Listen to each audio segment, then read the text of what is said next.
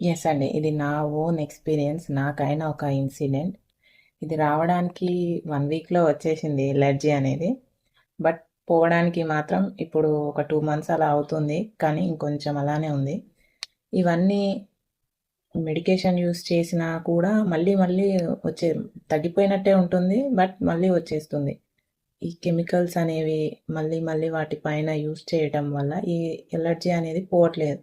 అలా అని నేను ఒక కోర్స్‌లో జాయిన్ అయినాను. ఫుల్లీ ఆర్గానిక్ ఎటువంటి కెమికల్స్ లేకుండా, ఎటువంటి ప్రిజర్వేటివ్స్ లేకుండా మనం ఇంట్లో న్యాచురల్‌గా వాడే వాటితోనే అన్నిటికి ప్రతి ఒక్క దానికి రిప్లేస్‌మెంట్ అనేది ఉంది. మనం ఎవ్రీ డే చూసుకుంటే అన్నీ కూడా కెమికల్స్ వాటితోనే యూజ్ చేస్తున్నాం.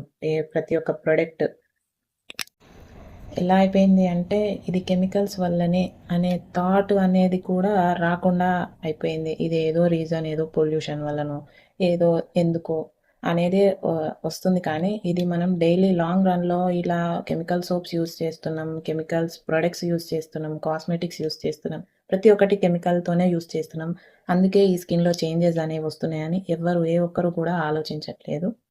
Yes or no? మీరే చెప్పండి.